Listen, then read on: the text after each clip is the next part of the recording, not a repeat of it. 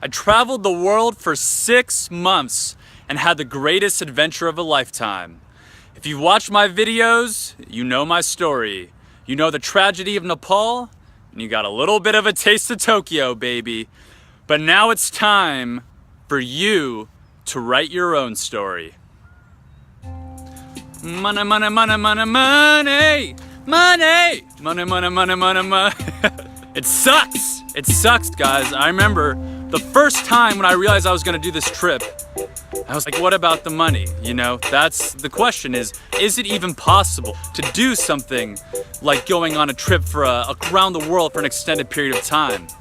Well, 6 months later, I'm happy to say that the answer to that question, yes, son. Tip number 1 is travel hacking. This is the main thing that I uncovered on this trip. And the number 1 thing that I would highly, highly recommend doing is signing up for credit cards that give you deals on travel miles. Now, I signed up for the United Mileage Plus Explorer card. And the deal was, if I spent $3,000 in 3 months, I would get 50,000 bonus miles. In a 3-month period, you would only need to spend $1,000 a month. I'm guessing most of you already do that. However, if you don't, which is completely understandable, what you can do is you can sign up somebody on the credit card, a trusted family member, a confidant, if you will, and you can ask them to please help you and spend money that they would usually spend. You and your family member do not have to spend any more money than you would usually spend. And there's a ton of different deals. I'm gonna post in the description a link to a website, and it's gonna show you all the different deals that you can do. This is what I use, and you can find the right one for you. So with that $3,000 I spent and the 50,000 miles I earned, I paid for a very elegant and beautiful trip from the city of Oslo to the amazing city of Venice, Italy.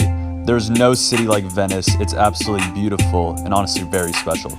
I flew from Munich, Germany, Beerfest, Halle, although I didn't go, which is pretty devastating. Munich, Germany to freaking Kathmandu, Nepal. Which is, as I explained in my last video, is an absolutely incredible experience. So I flew all the way from Europe to Asia. And I flew from Nepal to Thailand. Which, as you may guess, is incredibly beautiful and filled with unbelievable culture. These are very long trips, all that basically I got for the most part for free. There will be some expenses on these flights that can be anywhere from $50 to $100, which can kind of suck, but at the same time, it's pretty freaking awesome not having to spend $500 to $600. $50 to $100 for a trip is extremely cheap. Now, when you're traveling in Europe, the question that many people want to figure out is, what is the best way to do it? What's the cheapest way to do it? What is the most efficient way to do it? I'm going with the Europass, baby. That's what I did. And one, it's much, much cheaper than anything, any flights or anything along those lines is gonna be. Remember, I got some courage and I talked to a girl from Germany on it. And I talked to her for a long time and we really connected. It was awesome.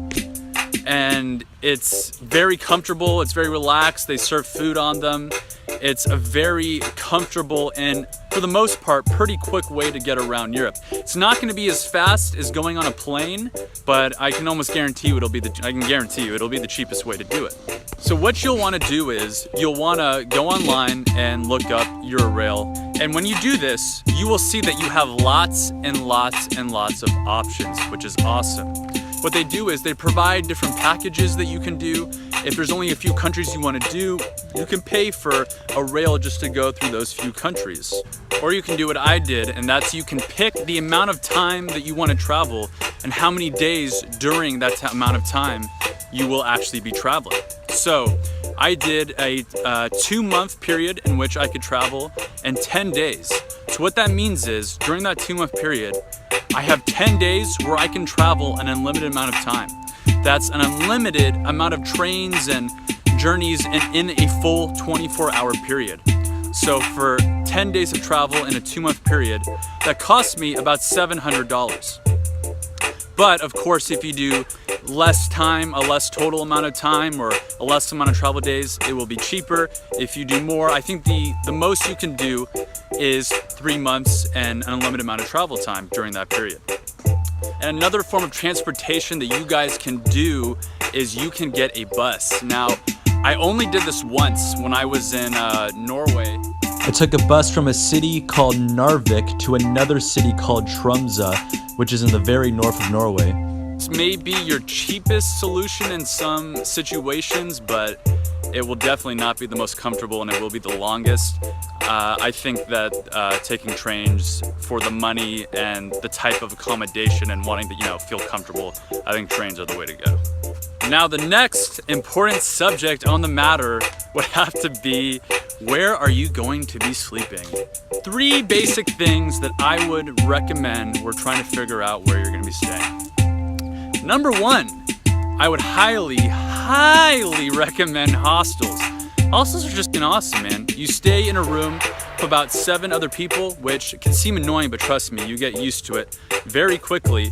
And what's awesome is, and what people don't realize is, everyone wants the same thing as you. They want their room to be clean, They want to not have people be loud at a certain time. So in these hostels, it's incredibly inexpensive. You're gonna be paying about $15 a night. I would say that's about the average. And that's to stay in a nice one. And this is throughout Europe. And if the weekends, it may go up about $5, $7. It might go up to about $20, which, is very cheap. And if you think about it, how much money are you spending on your rent per month? $20 for 30 days, that's $600, cuz not more than likely, but most people are spending around that, or maybe probably a lot more for the rent per month. So it's actually cheaper for that, which is pretty freaking awesome. And another great option for when staying at hostels is that you can actually work at them a lot of the time. And in return for this, they'll let you stay there for free, and other awesome benefits for working there, which is pretty freaking awesome.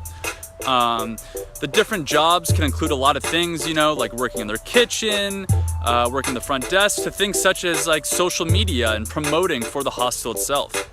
And one thing that's really cool is that my friend actually created a website called Beyond the Pack, which gets you in connection with these hostels in different cities. So it can be difficult, to know which hostels will allow you to work there and stay there possibly for free. He's created a website that tells you the different hostels that are letting you work there and connects you with these different hostels. And I'll be providing a link for his website, Beyond the Pack, in the description. So, that is hostels, which is, I think, the easiest, most efficient way to do it, the most relaxed. It can get a little tiring every once in a while. I know personally, every few weeks I would go stay in a hotel maybe for a day or sometimes 2 or 3 days just to relax and, get some alone time. So, now the next form of accommodation that I am going to be discussing is couchsurfing. Couchsurfing is a beautiful website that was created where people put up their homes and theoretically their couch, and they let you stay the night with them. And this can mean any different things. You can get a couch, you can get a sleeping bag. I did it in Italy with this guy I met who was awesome, honestly. I believe his name was Fabrizio, and he was an awesome guy, man. We had a really deep talk. He gave me all this knowledge about Florence, which is an extremely interesting city, because I don't think there's any city that pays such a homage to the artists and to art as Florence does. It's such a great way to connect with someone, man, and to really get to experience a culture. I connected with that guy, and he was living in the city. I stayed in his home. It was so awesome. I've heard a lot of great stories. Now, theoretically, you could do this every night of your trip, and you would never have to pay a cent. It's just true. Here's some stories of some guys that apparently were a little creepy, but I've never heard anything about being in danger or anything like that. Couchsurfing is a very wonderful way to get the real culture. Have a night, or as long as you want, for free. You have to work it out with the person, and it is safe. And the final form of accommodation that I'm going to be talking about is Airbnb. You have probably heard of Airbnb. It is very popular. And what Airbnb is that people will rent out rooms in their apartments and their houses. Maybe they've owned some form of a property and they don't even stay there, and you can pay to stay in it for a certain amount of nights. And I personally did not have the best experience of Airbnb. I found that they had a lot of fees, and I thought it was overpriced for what I paid for, but I've heard a lot of people that love it and that do it all the time. And Airbnb's more than likely going to be a lot more expensive than staying at a hostel.